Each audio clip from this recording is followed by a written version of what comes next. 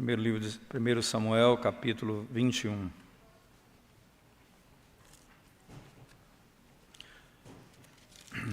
Apenas esse capítulo nós vamos ler hoje. Diz assim a palavra de Deus, irmãos. Então veio Davi a Nobe, ao sacerdote Aimeleque. Aimeleque, tremendo, saiu ao encontro de Davi e disse-lhe: por que vem só e ninguém contigo? Respondeu Davi ao sacerdote Aimeleque: o rei deu-me uma ordem e me disse: ninguém saiba porque te envio e de que te incubo. Quanto aos meus homens, combinei que me encontrassem em tal e tal lugar. Agora que tens à mão, dá-me 5 pães ou o que se achar.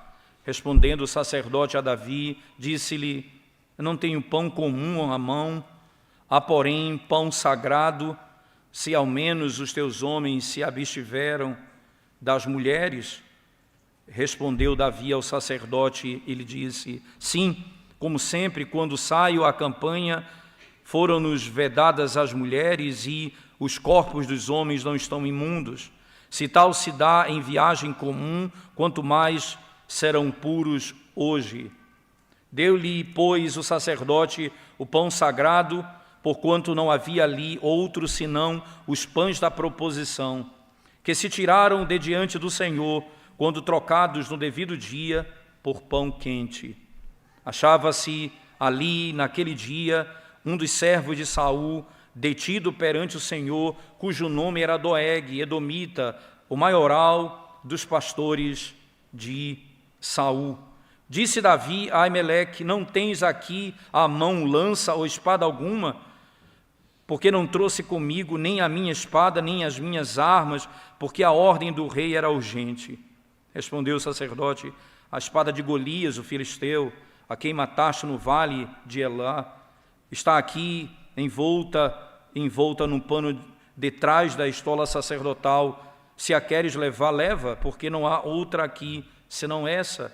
Disse Davi: não há outra semelhante dama. Levantou-se Davi naquele dia e fugiu de diante de Saul e foi a Aquis, rei de Gate. Porém os servos de Aquis lhe disseram: isto não é Davi, o rei da sua terra?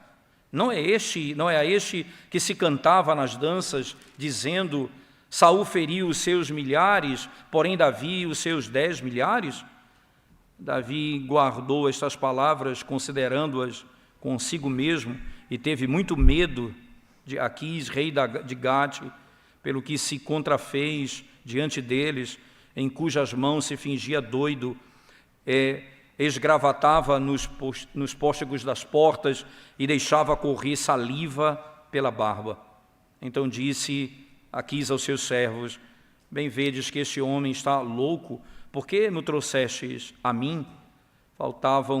Faltavam-me a mim doidos, para que trouxesses este para fazer doidices diante de mim? Há de entrar este na minha casa? Vamos à presença do Senhor em oração, irmãos, mais uma vez. Senhor, nós suplicamos as Tuas bênçãos quando nós abrimos Tua palavra para ouvirmos a Tua voz, Senhor Deus. Nós clamamos a Ti, que o Senhor use de misericórdia para conosco. O Senhor fale ao nosso coração, o Senhor venha desvendar os nossos olhos para contemplarmos, Senhor, as maravilhas do Teu Evangelho nas letras do Antigo Testamento. É a nossa súplica em nome de Jesus. Amém. O temor, irmãos, o temor no coração de um homem, o medo, o leva a tomar decisões que por si só elas são trágicas.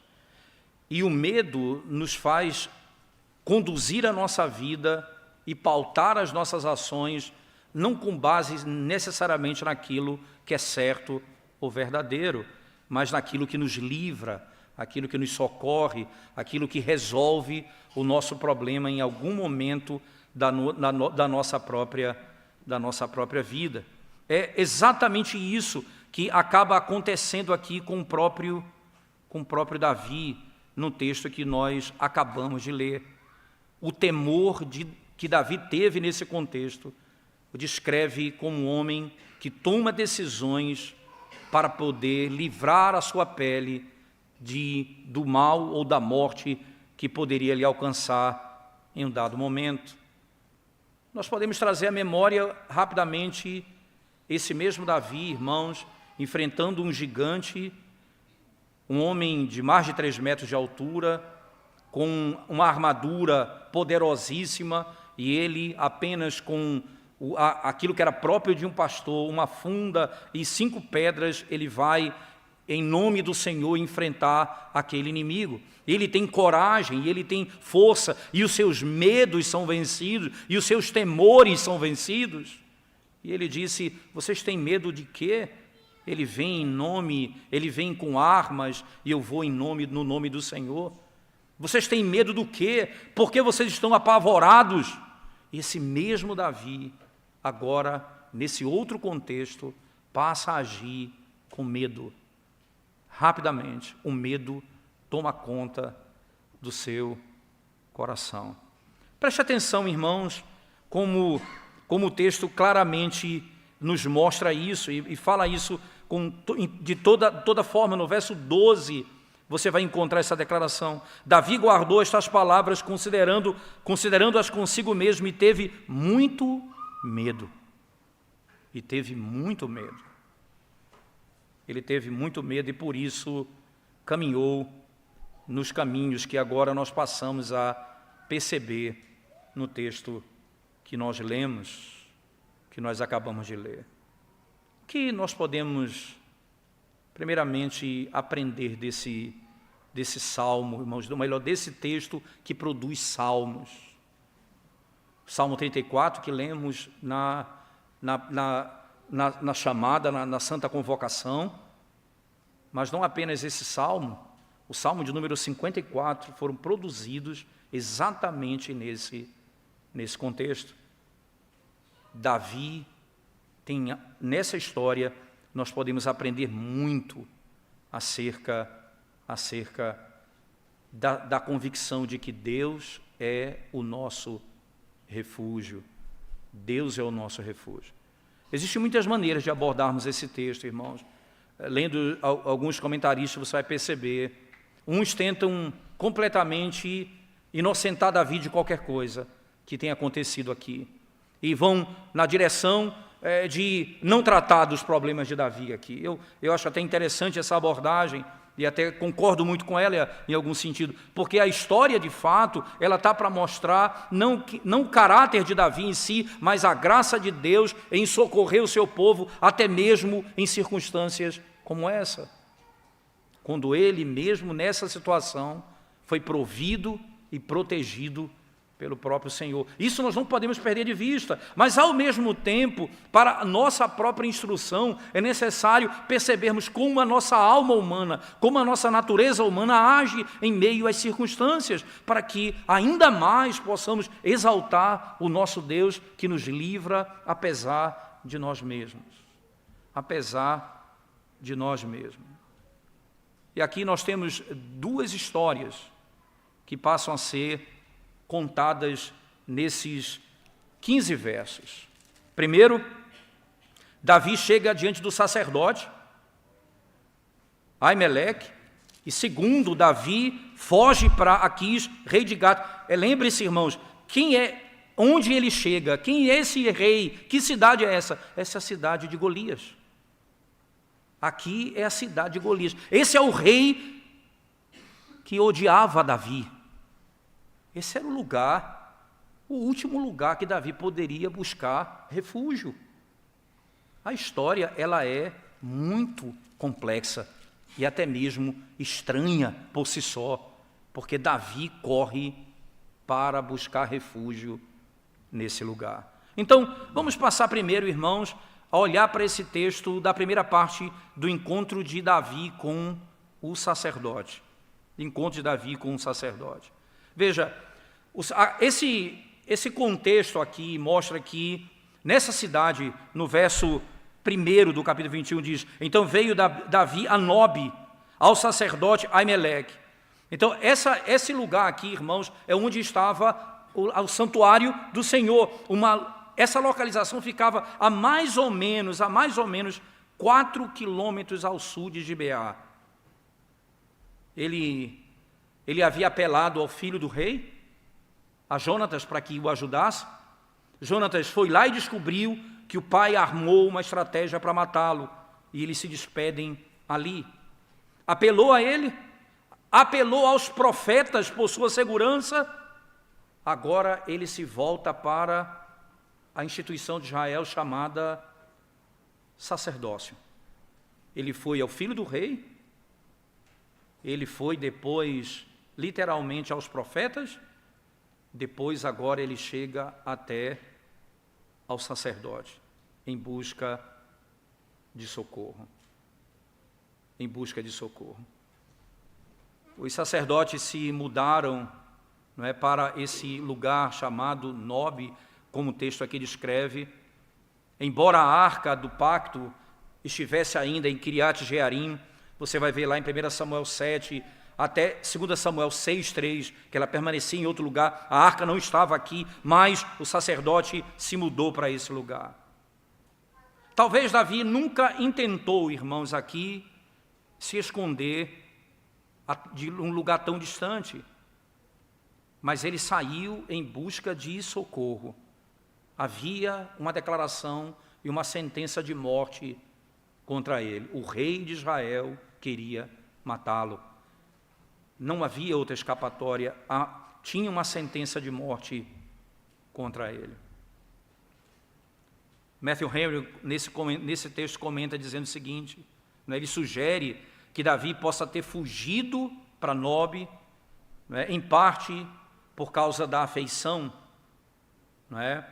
Ele havia se despedido dos seus amigos, de Jonatas, e não podia, irmãos, e não podia ir embora sem antes passar no tabernáculo, sem antes se achegar nesse local.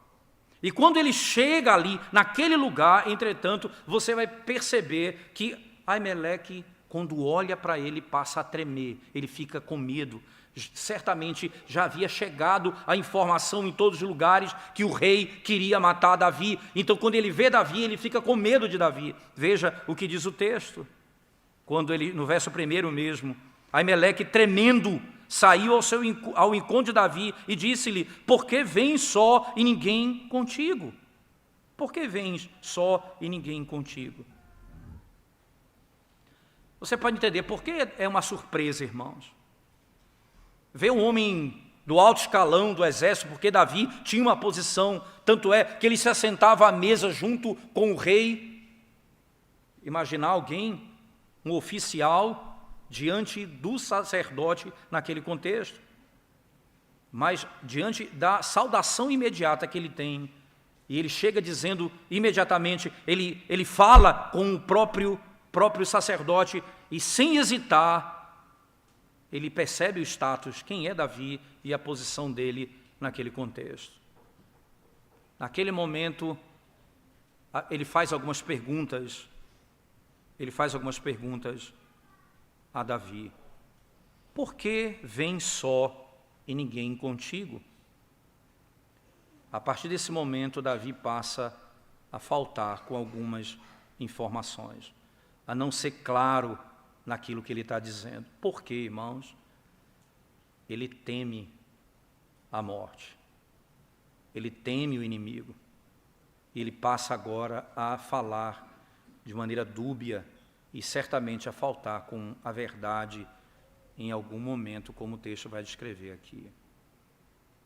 Ele passa a descrever isso.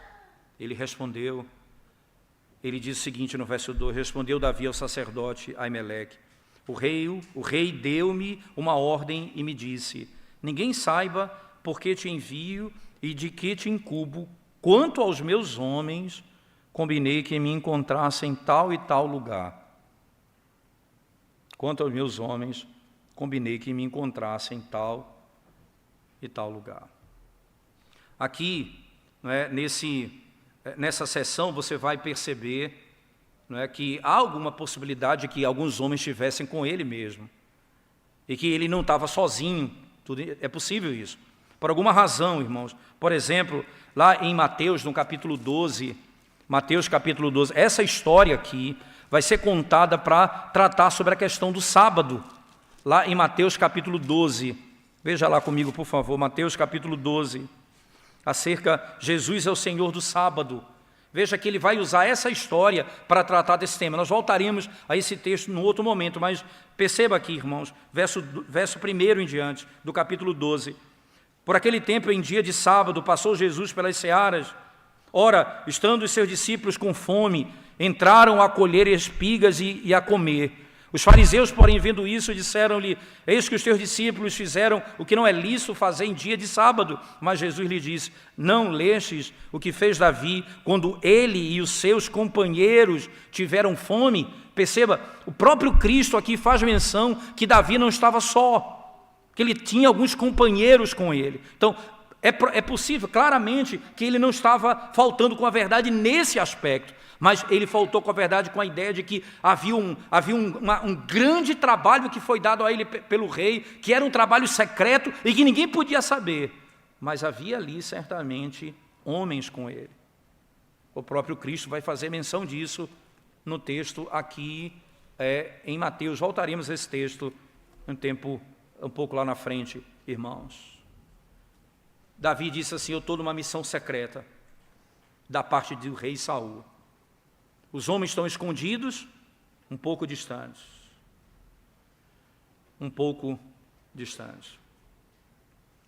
O que, irmãos, exatamente leva Davi a cometer tantas informações mentirosas no meio de algumas verdadeiras? É isso que acontece quando a nossa mente é dominada pelo medo. Quando nós esquecemos, irmãos, da fidelidade de Deus e do amor de Deus, logo caímos em padrões de pecado.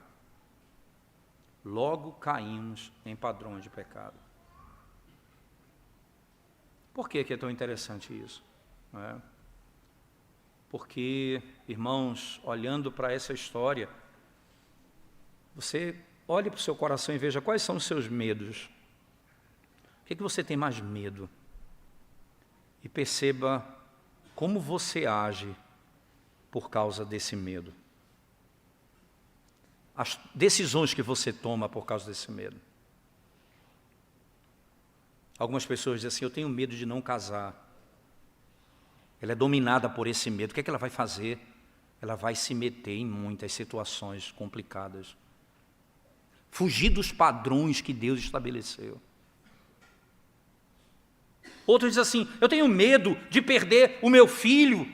E aí então eu acabo me submetendo a coisas que são pecaminosas, porque eu tenho medo de perder o meu filho.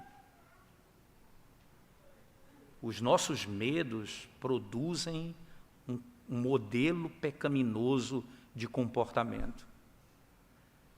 Se eu temo a Deus, somente a Deus, como Davi temeu diante de Golias, ele enfrentou o inimigo exatamente como você viu no capítulo 17, com toda a confiança na palavra de Deus.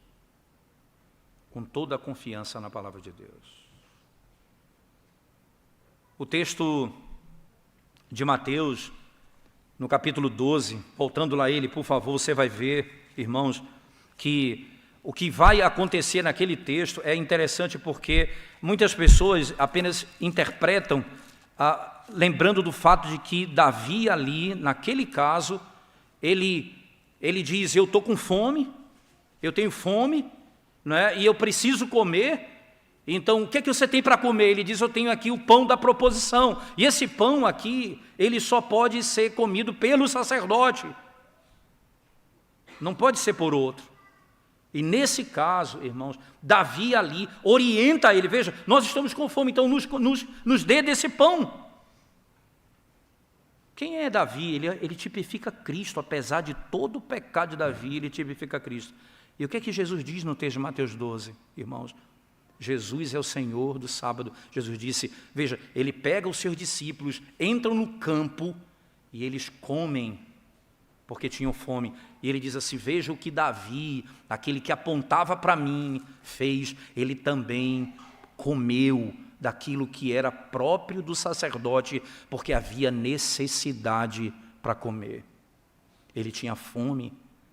Então você entende que a lei do Senhor, ela requer, irmãos, misericórdia e não sacrifício. Ele diz, é o que o próprio texto de Mateus 12 vai dizer, no versículo 3, não lestes o que fez Davi quando ele e seus companheiros tiveram fome, como entrou na casa de Deus e comer os pães da proposição, o quais não lhes era lícito comer, nem a ele, nem aos que com ele estavam, mas exclusivamente ao sacerdote? Ou não leste na lei que no sábado os sacerdotes no templo violam o sábado e ficam sem culpa? Pois eu vos digo, aqui está quem é maior do que o templo. Mas se vós soubesseis o que significa misericórdia quero e não holocaustos, não terias condenado inocentes, porque o Filho do Homem é Senhor do sábado. Davi ali dá a interpretação correta do uso daquilo que é sagrado. Se há necessidade, entende, irmãos? O ponto aqui é como o Senhor descreve a autoridade dada por Deus a ele para interpretar a própria lei. O sacerdote apenas diz assim, os teus homens não podem ter tocado em mulher. Volte lá no texto comigo, 1 Samuel. É a única exigência que ele vai fazer.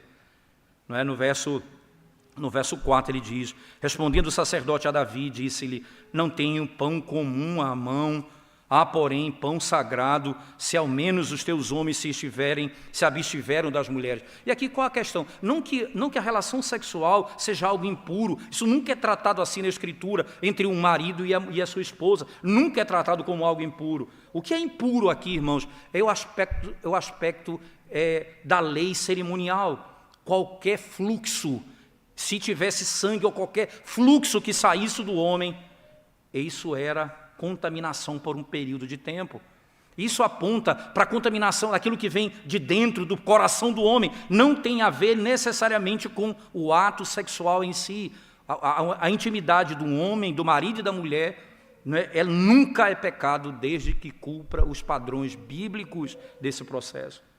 Nunca é pecado. Nesse caso, o que ele está dizendo é, passando pelo princípio da lei cerimonial, eles não podem ter tocado em mulher, porque senão eles estariam impuros. Lembre-se que nós vimos isso um pouco atrás, no capítulo anterior, quando Davi não vai à festa, para a celebração, não é, da festa religiosa, e aí, no primeiro dia que ele se ausenta, Saul imaginou o seguinte, ele não veio porque talvez ele estivesse contaminado. Alguma coisa, ele se contaminou com alguma coisa. Consequentemente, ele não vem. Amanhã ele deve vir. Isso é exatamente o que acontece aqui. Ele diz assim, pelo menos isso. Respondeu Davi ao sacerdote, ele disse, sim, como sempre, quando saio à campanha, foram-nos vedadas as mulheres e os corpos dos homens não estão imundo.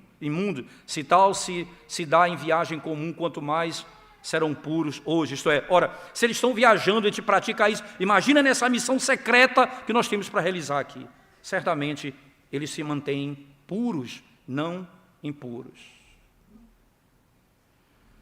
Mas só que, irmãos, o que vai acontecer aqui vai colocar a vida desse sacerdote em perigo. Vai acontecer aqui porque o texto vai descrever no verso 7 que havia um homem ali dentro, um servo de Saul detido perante o Senhor, cujo nome era Doeg, edomita, o maioral dos pastores de Saul. Esse aqui é o fofoqueiro, aquele que vai levar a informação a Saul, e que no capítulo seguinte, se você virar no capítulo 22, irmãos, a partir do verso 6, você vai ver só o título, Saul mata todos os sacerdotes de Nob. Alguns comentaristas chegam até a dizer, irmãos, que talvez Davi tentou usar essa estratégia para livrá-los daquilo que poderia acontecer.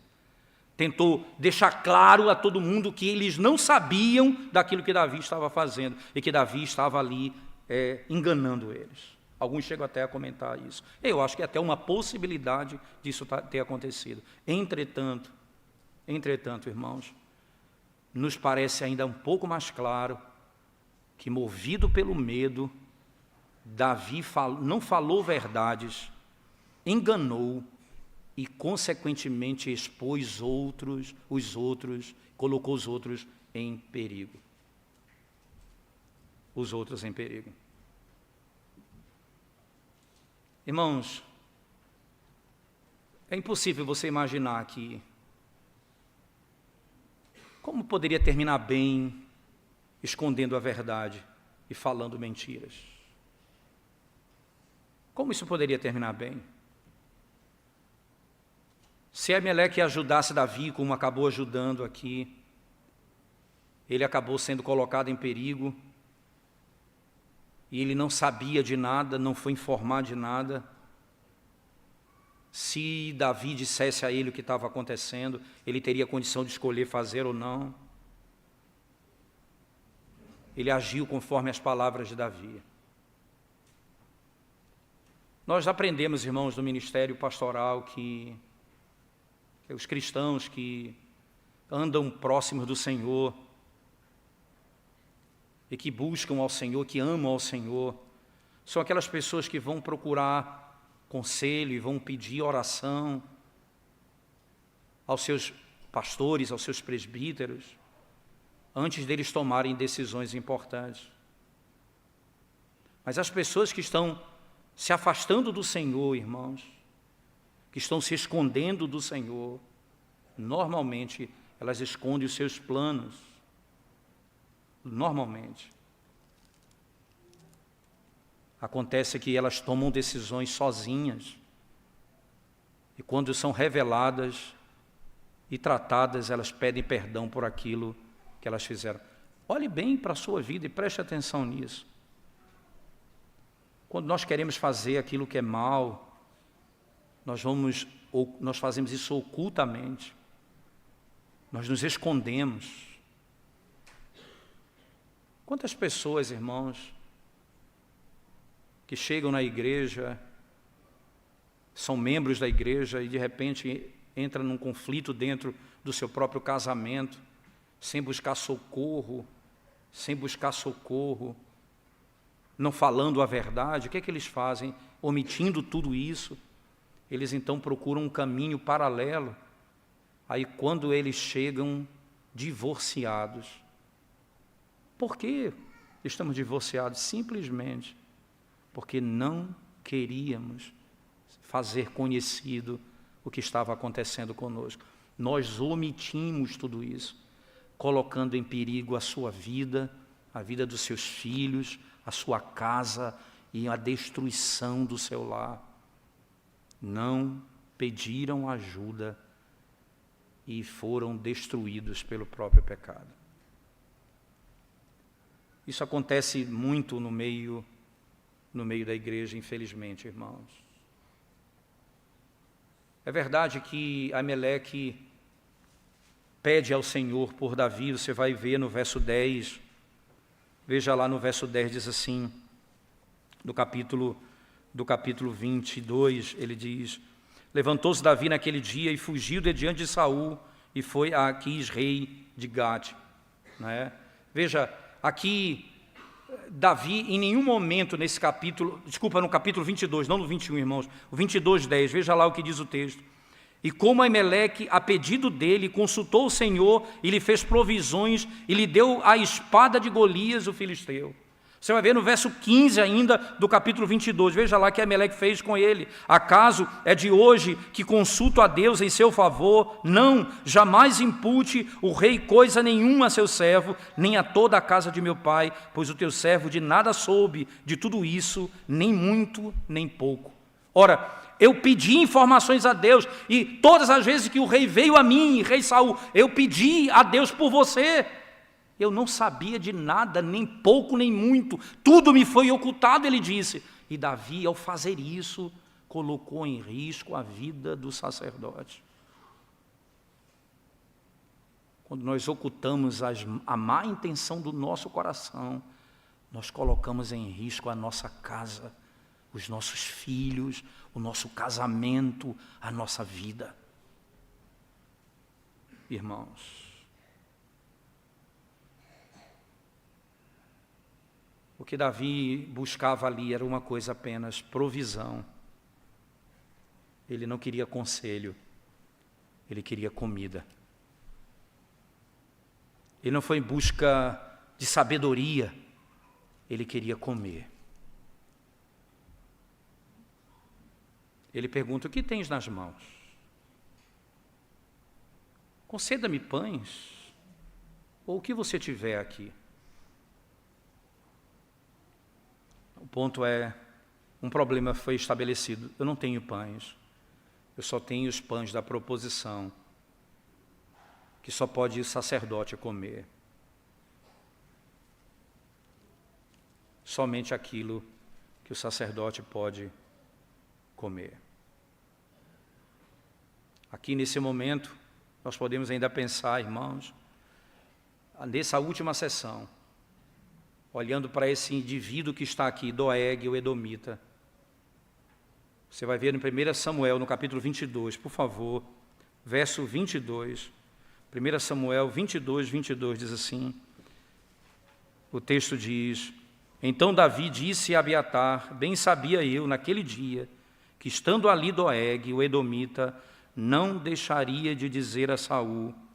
Aí ele diz: fui a causa da morte de todas as pessoas da casa de teu pai. Davi vai reconhecer no capítulo 22. Eu fui a causa da morte de todos. A causa da morte de todos. O pedido de Davi, irmãos, por comida, levou à morte da casa do sacerdote. Mas ele não foi apenas atrás de comida, ele foi atrás de uma arma. Veja que coisa, ele chega para esse trabalho secreto que foi dado a ele, e ele diz assim: eu vim tão depressa que não trouxe arma. Tem alguma arma aqui? Tem alguma arma aqui? Aimeleque disse: a espada de Golias, o filisteu, aquele que tu mataste no vale de Elá, que está aqui no santuário. Aí Davi disse: eu pegarei. No verso 9 do capítulo 21, ele vai dizer: respondeu o sacerdote: a espada de Golias, o filisteu, a quem mataste no vale de Elá, está aqui envolta num pano detrás da estola sacerdotal. Se a queres levar, leva, porque não há outra senão essa. Disse Davi: não há outra semelhante. Dá-me. E aqui, irmãos, é como se ele estivesse retrocedendo no caminho. Ele passa agora a usar as armas que ele rejeitou para a batalha no campo e no vale. Ele passa a rejeitar a providência, a confiança no Senhor, e passa a usar os meios que ele rejeitou lá atrás. Quando a nossa alma está cheia de medo, irmãos, e de pavor, nós usamos meios que são pecaminosos, não necessariamente ilícitos, mas meios que não são aqueles que Deus requer de nós em determinadas batalhas.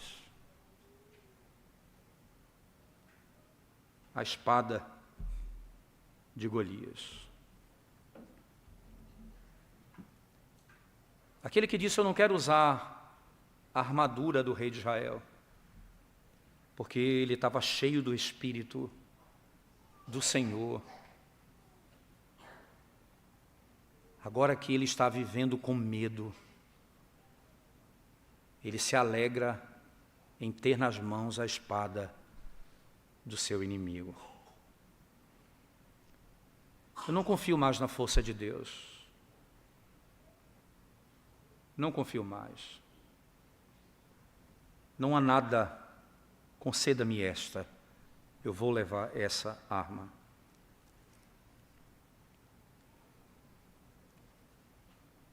Nós falamos a verdade. E não tememos o resultado de falar a verdade, mesmo que venhamos a ser punidos por isso. Porque não tememos. Nós tememos a Deus que pode lançar nossa alma e nosso corpo no inferno, mas não tememos aos homens.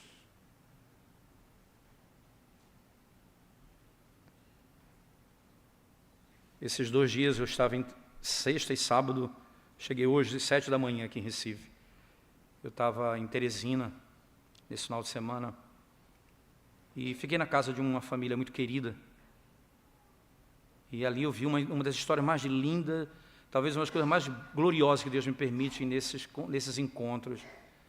É ouvir a história do povo de Deus e ver como Deus é glorioso.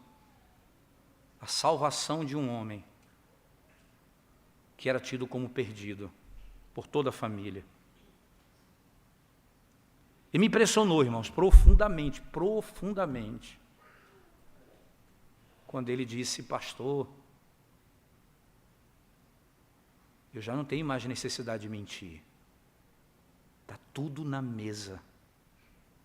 Eu não escondo nada dos meus filhos, da minha esposa. O que Deus tem feito na vida desse homem é algo extraordinário.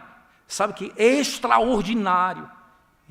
Deus o arrancou da morte, do pecado, e fez dele um homem de Deus. Um homem que se tranca no banheiro para orar e se ajoelha para suplicar a Deus. É um homem que antes era inimaginável algo parecido com isso. Hoje ele vive curvado na presença de Deus. Eu não preciso mais mentir. Eu não tenho mais necessidade disso.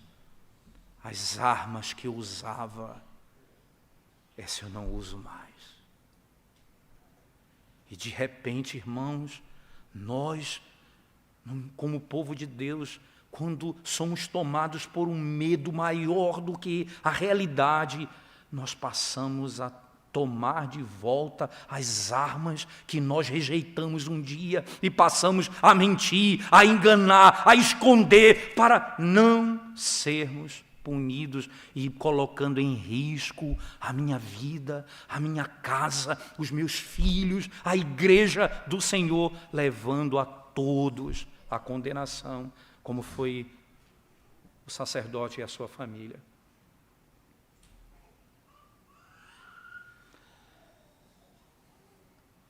Como seria bonito se Davi, ao olhar para aquela espada, naquele momento, ele pudesse lembrar como Deus está pronto para nos socorrer. Eu não precisei dessa arma, por que precisarei agora?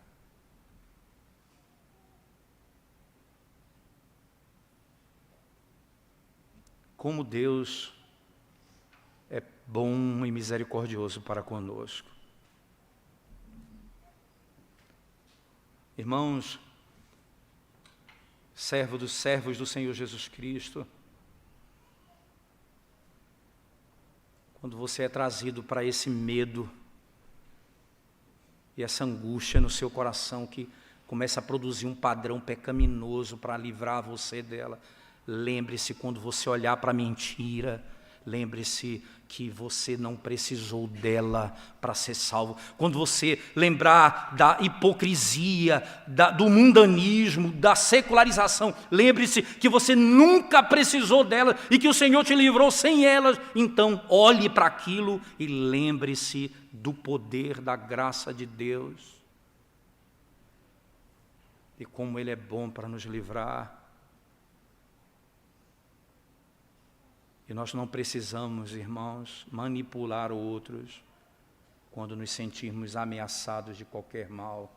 Nós não vamos manipular as pessoas. E aí vem a segunda parte desse medo, dessa história que é muito intrigante. Davi foge para um lugar mais improvável. Mais improvável. Veja, irmãos, no capítulo 21, a partir do verso 10 até o verso 15, aqui você tem: levantou-se Davi naquele dia e fugiu de diante de Saul e foi a Aquis, rei de Gade. Ele se foi embora, irmãos. Davi, nesse contexto, ele está em busca de resolver, de proteger sua vida e de fazer qualquer coisa em busca da sua própria subsistência. A fuga de Davi, embora ele foi para um lugar ímpio, em um lugar impuro, de homens que odiavam o Senhor, você vai perceber, irmãos, lá o Senhor vai trazer à memória o que fez a ele. Veja, quando ele entra na cidade, o cântico que era cantado é relembrado a ele. Veja no verso 11: porém os servos de Aquis lhe disseram: este não é Davi, o rei da sua terra? Ora, vê que coisa, ele não é, irmãos, ainda é o rei. Saul é o rei, mas ele aqui é reconhecido. Esse não é o rei da sua terra. Não é este que se cantava nas danças, dizendo: Saul feriu seus milhares, porém Davi os seus 10 milhares. Ele foi relembrado ali do poder de Deus, do que Deus fez através dele. E ele chega diante do inimigo, naquele momento, irmãos, em que ele busca asilo, ou melhor, exílio entre os filisteus. Ele esqueceu literalmente, irmãos, que ele estava exatamente no lugar onde ele havia matado milhares de soldados daquele povo, e que muitas viúvas estavam ali olhando para ele, lembrando daquele homem que matou muitos dos soldados daquele exército. Lembra-se que Saul disse: traga-me 100 homens, você precisa circuncidar 100 homens. Ele entra e circuncida 200. Ele entra naquela cidade e ele chega ali, irmãos, com a espada de Golias, ouvindo o cântico. A confusão era total, lembrando do que Deus fez por meio dele e a situação que ele estava ali. E ele então se coloca diante de um perigo ainda maior. Veja, irmãos, o temor dele, o temor que ele tinha, o levou a um lugar que era pior do que onde ele se encontrava. A escalada é sempre pior. Você não consegue se livrar com mentira, você vai se livrar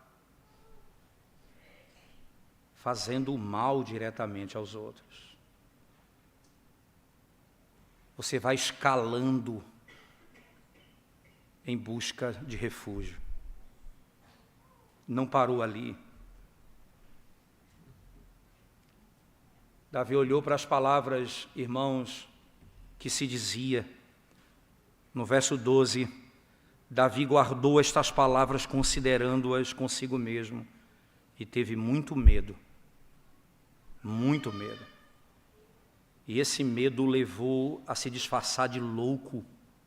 Ele ficou como um homem maluco diante deles. Com uma espada, o rei, o grande homem que havia matado os seus inimigos, agora age como um maluco. Fica salivando, caindo por sua barba, agindo como um louco.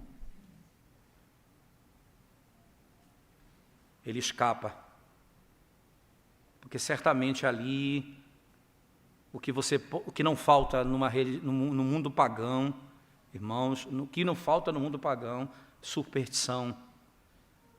Você matar um louco era trazer juízo para o seu próprio reino. E ele vê Davi como um louco e diz: tira esse homem daqui, tira esse homem daqui. Já não basta os loucos que eu tenho aqui, mais louco ainda, um louco, eu não preciso de mais outro. E ele sai e ele vai embora. Acontece, irmãos, que funcionou. Ele foi poupado naquele contexto. Funcionou a estratégia dele. Davi foi feito de chacota ali. Ora, irmãos, qualquer um que precisa usar dessa estratégia para fugir do inimigo, certamente trouxe humilhação para si mesmo.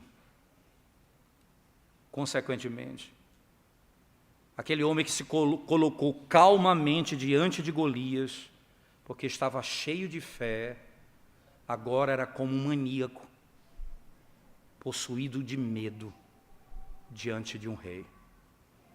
Aquele homem que de pé enfrentou um gigante pela fé, agora se coloca como um louco diante de um rei. A única coisa positiva que a gente pode dizer dessa história: funcionou, deu certo. Deu certo. Algumas advertências nesse texto para a nossa vida, irmãos. Vamos pensar um pouco nessas duas histórias.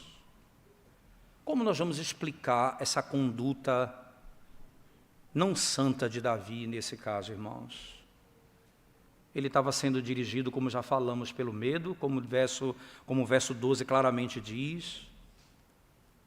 Como nunca ele tinha sentido medo antes, ele sentiu agora.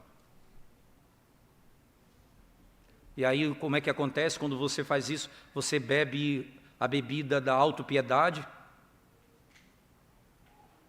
Você começa a dizer: eu já estou sofrendo demais, eu já estou passando por muito sofrimento, eu posso encontrar um escape, é demais o que eu estou passando, Senhor, eu não aguento mais, então eu vou encontrar uma maneira de me livrar disso. O Senhor que já o livrou de todos, agora parece que não poderia livrá-lo dessas. Davi tinha uma promessa da parte de Deus, irmãos. Deus disse que ele seria o rei, ele foi ungido rei, e quem o escolheu foi o próprio Deus, e ele foi cheio do Espírito. Ele não poderia senão aguardar nas promessas de Deus. No Salmo de número 34, sem desmarcar o texto, por favor, irmãos, queria que você mantivesse esse Salmo 34 também aberto, voltaremos a ele mais algumas vezes. No Salmo 34, verso 18, ele diz assim: perto está o Senhor dos que têm o coração quebrantado e salva os de espírito oprimido. Ao invés de tomar esse alimento para comer, irmãos, ao invés de ele usar esse alimento, ele usou no seu coração a autopiedade, as estratégias pessoais. Ele entrou em pânico, ele ficou cheio de amargura, ele fugiu do caminho da fé para o caminho da autopiedade. Aqui encontra-se a raiz de todo o problema. O esquema de Davi nunca se enquadra na palavra de Deus. Ele nunca vai deixar de fugir, irmãos. A história dele vai ser de fuga agora até o momento em que ele assumiu o trono. Passando por Nob, Davi se permitiu encontrar consolo no erro e no engano. Terminado a sua história em Gate, a loucura que ele teve que se colocar para fugir dos seus inimigos. Algumas importantes reflexões para nós como crentes. E aqui eu passo a citar, irmãos, Richard Philip, fazendo os seguintes comentários para a igreja. Primeiro, ele diz que a nossa incredulidade, irmãos, que o pecado de incredulidade tem consequências reais na nossa vida. A mentira de Davi expôs Aimeleque ao perigo que vai ser manifestado logo, logo no capítulo 22. Assim como Davi em Nob, irmãos, nós podemos cobrir os nossos pecados com mentiras, mas o pecado que nós protegemos, inevitavelmente fará mal a mim e aos outros, não em pouco tempo. Pode ser agora, pode ser amanhã, pode ser daqui a muito tempo, mas ele fará mal a mim ou ao outro, certamente.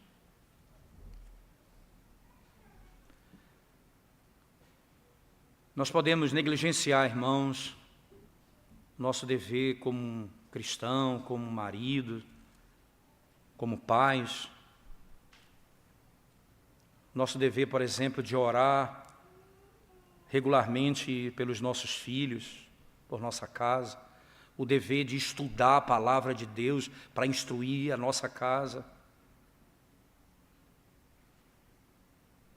Quando nós deixamos de fazer o que Deus nos manda, nós vamos contemplar a ruína da nossa casa em pouco tempo. O mal virá sobre nós, sem dúvida.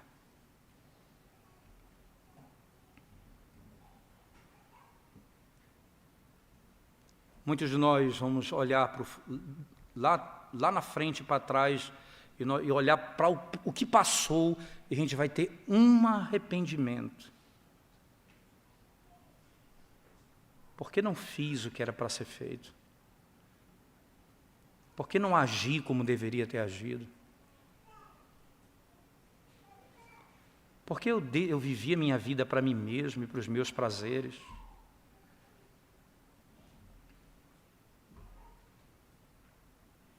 As consequências estão prontas, irmãos. Ela vai fazer mal a nós, mais cedo ou mais tarde. Segunda coisa que Richard Phillips coloca, o comportamento de Davi nos alerta que qualquer crente pode retroceder na vida. Qualquer crente pode retroceder na vida, espiritualmente. Dando ouvidos ao conselho do medo e não do Senhor, dando ouvidos à incredulidade e à autopiedade. Davi era um servo de Deus, irmãos. Um homem que estava sendo manifestado como um homem que guardava o temor do Senhor no seu coração. Era um homem segundo o coração de Deus. Ele é um homem segundo o coração de Deus. Mas como você pode dizer, o melhor dos homens é apenas homem. O melhor deles não passa de homem. Não passa de homem. Aquele que está de pé, cuida, para que não caia. Preste atenção na sua vida, irmãos. Qualquer um de nós pode retroceder nessa jornada. Terceira grande implicação para a nossa vida.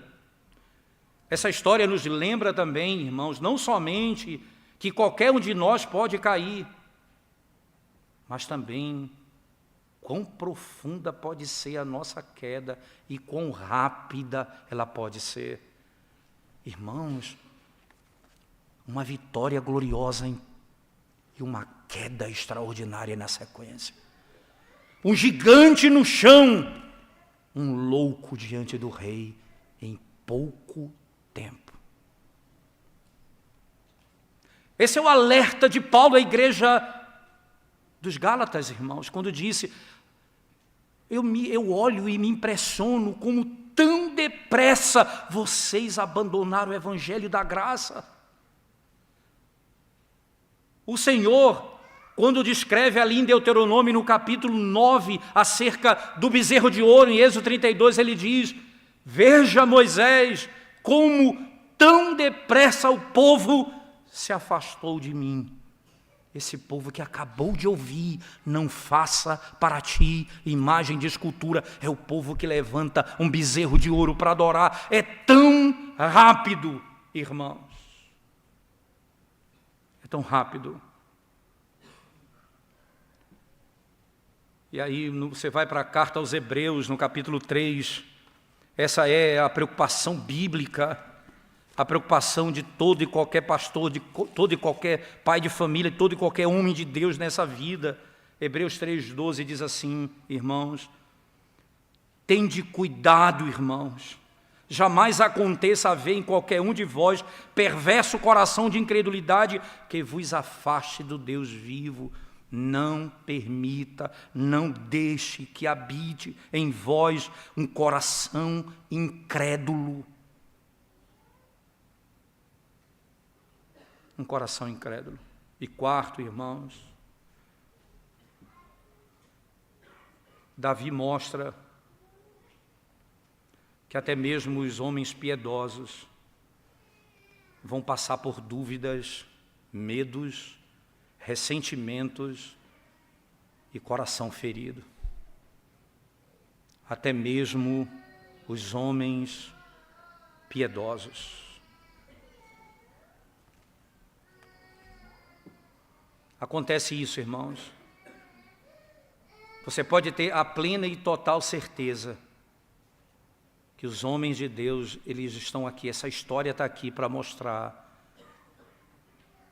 que se não for a fidelidade de Deus, há muito nós já teríamos sucumbido e nada sobraria da nossa vida, nem da nossa casa, certamente. Como facilmente isso pode acontecer? É porque isso é tão rápido de acontecer e porque isso pode acontecer, que Deus, na sua sabedoria, nos colocou em congregação, em santa assembleia, debaixo de pastoreio, para ajudarmos uns aos outros. O Senhor é tão sábio, irmãos, que não nos salvou e nos deixou fora. Ele nos colocou dentro da igreja para ajudarmos uns aos outros nessa caminhada. O mesmo texto de Hebreus, no capítulo 13, no verso 7, 17, diz assim a palavra de Deus: obedecei aos vossos guias e sede submissos para com eles, pois velam por vossa alma como quem deve prestar contas, para que façam isto com alegria e não gemendo, porque isto não aproveita a vós outros. Perceba, irmãos, como é terrível nós nos afastarmos do culto público, da vida da igreja, da comunhão dos santos. Como é terrível, é porque é na palavra, debaixo do ensino e da instrução, que o nosso coração é exposto, que o nosso pecado é exposto, e que a graça de Deus é anunciada, e que nós somos tratados domingo após domingo pela palavra do nosso Deus, porque Ele sabe que é tão rápido isso pode acontecer.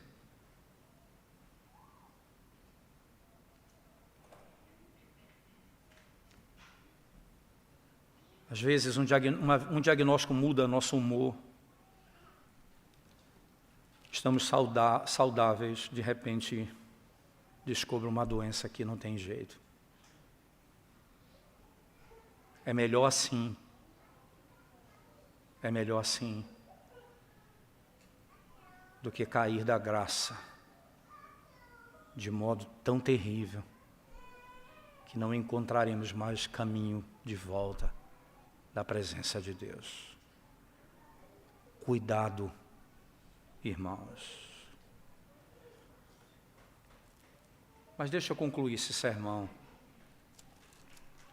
A história do pão no meio da fuga. Deus provê para o seu povo nas suas necessidades em qualquer circunstância. Deus deu o pão que era dado aos sacerdotes o pão que veio do santuário, o pão que veio do céu. Davi teve o que comer. No meio da confusão, no meio do perigo, no meio do medo, no meio do padrão pecaminoso que ele mesmo estabeleceu, havia uma testemunha ali, que aparentemente passa desapercebido. O pão do santuário supriu a necessidade de Davi.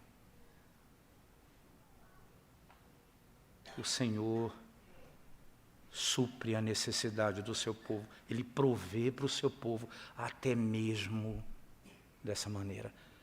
É que nós não conseguimos ver, irmãos, porque estamos tão ocupados. Mas está aqui a testemunha.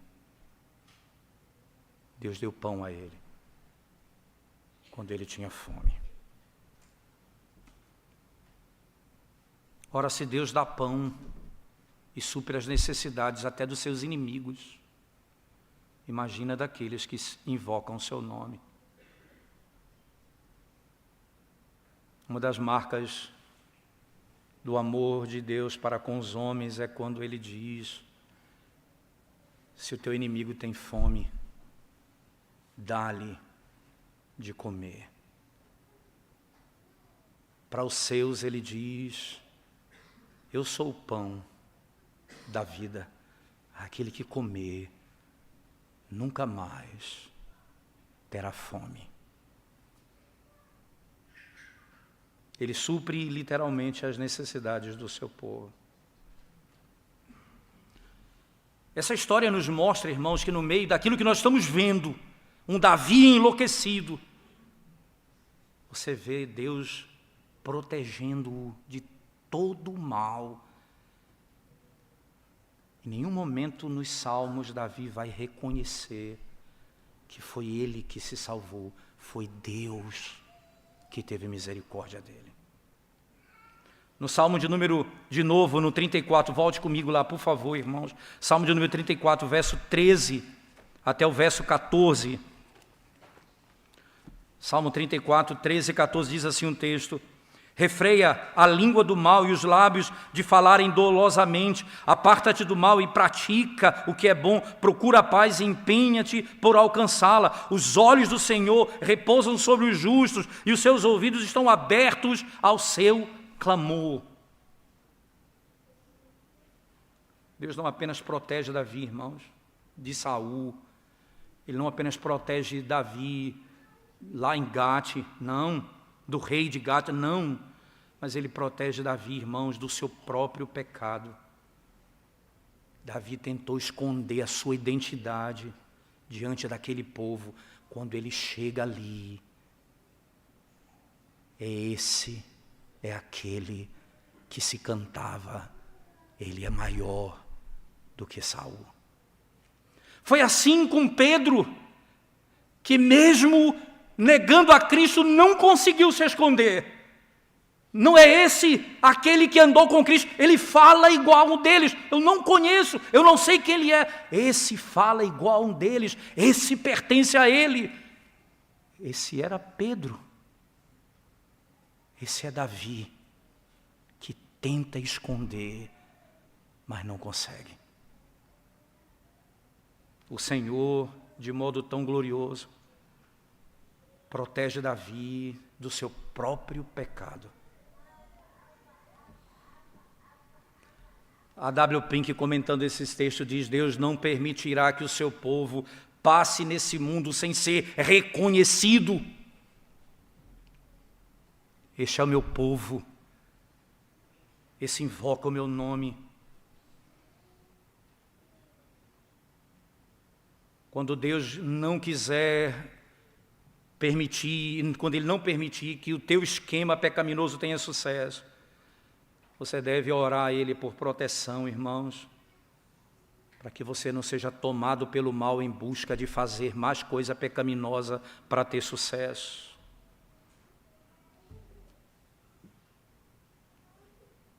Perceba que essa história toda nos aponta para o Deus que supre o seu povo em toda e qualquer necessidade. E aponta para o Rei, que é Cristo, que foi colocado em toda situação de perigo e nunca pecou. Nunca pecou.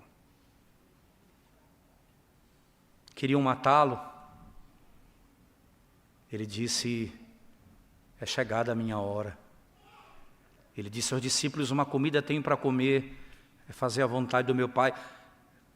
Quando ele estava no Getsêmani, diante da angústia da morte: se possível, aparta de mim esse cálice, contudo, seja feita a tua vontade.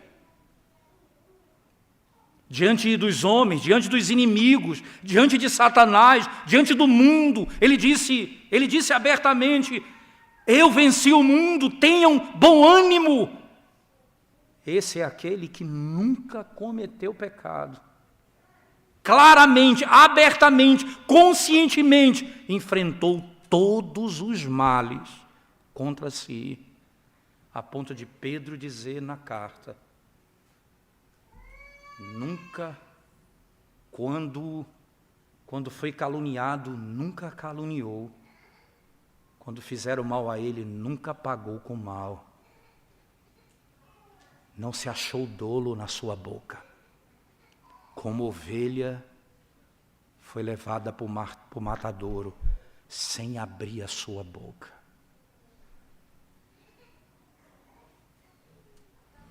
Como Davi pode tipificar Cristo, irmãos?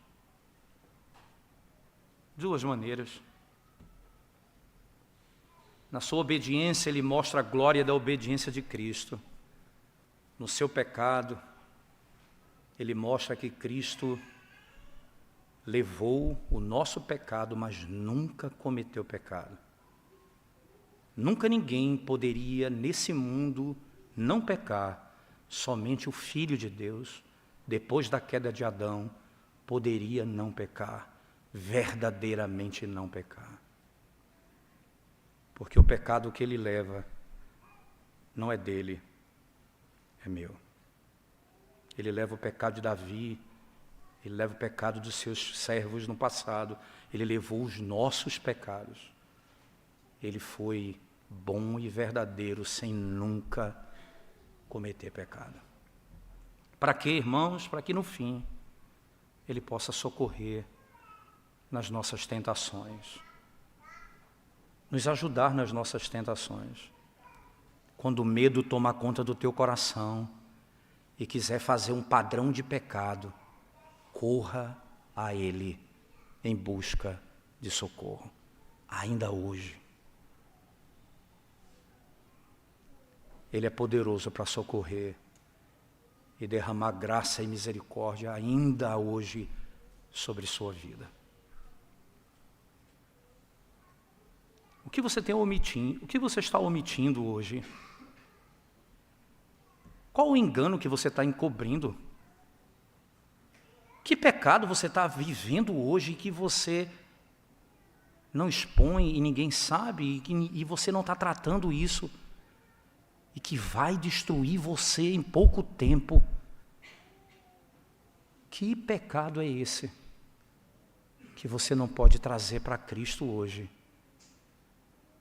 para que Ele lhe ajude, a fim de que você não use as armas do pecado e da mentira para sobreviver, mas confie nele, mesmo que você venha a sofrer nessa vida, confia nele, mesmo que os inimigos queiram te matar. Não perde a esperança no teu Senhor. Confia nele de todo o teu coração. Deixa eu encerrar, irmãos, apenas lembrando a vocês que o Salmo de número 54 também é o Salmo que fala dessa mesma história. Eu só quero ler o início desse Salmo para você entender a beleza, que é um salmo bem curto, com 7 versos. Veja o que foi que Davi aprendeu e o que é que eu posso aprender hoje dessa história. Isso aqui é a base de tudo. Salmo 54 diz assim: ó Deus, salva-me pelo teu nome e faze-me justiça pelo teu poder. Escuta, ó Deus, a minha oração, dá ouvidos às palavras da minha boca, pois contra mim se levantam os insolentes e os violentos procuram tirar minha vida. Não tem Deus diante de si. Eis que Deus é o meu ajudador, o Senhor é quem me sustenta a vida. Ele retribuirá o mal aos meus opressores, por tua fidelidade dá cabo deles. Oferecer-te-ei voluntariamente sacrifícios, louvarei o teu nome, ó Senhor, porque é bom, pois livrou-me de todas as tribulações, e os meus olhos se enchem com a ruína dos meus inimigos. Foi Ele quem destruiu todos os meus inimigos. Esse é o entendimento dessa história, a confiança de Davi, que ele aprende aqui a ter no Senhor e nunca mais em si mesmo. Vamos curvar nossa cabeça e orar ao Senhor nesse momento, irmãos. Senhor Deus, nós te damos graças, porque somos por ti mesmos instruídos, ó Deus, a compreensão inequívoca de que o Senhor cuida do seu povo. Mesmo que nós venhamos a buscar caminhos tortuosos, Senhor, tortuosos, pecaminosos, para sermos livres do mal, o mal que não nos livra do mal. Ó Senhor, leva-nos de volta à Tua presença. Ó Senhor, coloca-nos de volta na Tua presença. Ó Senhor, abre o nosso coração. Trata com a nossa vida, livra-nos de todo pecado, Senhor Deus. Socorre-nos de nós mesmos e que a nossa total dependência seja em Ti. Que a nossa total confiança esteja colocada em Ti. E que a nossa fé, ó Deus, seja de fato em Ti, na Tua obra e na Tua bondade para conosco. Ajuda-nos como igreja, porque somos fracos e carecemos da Tua graça. Em nome de Jesus. Amém.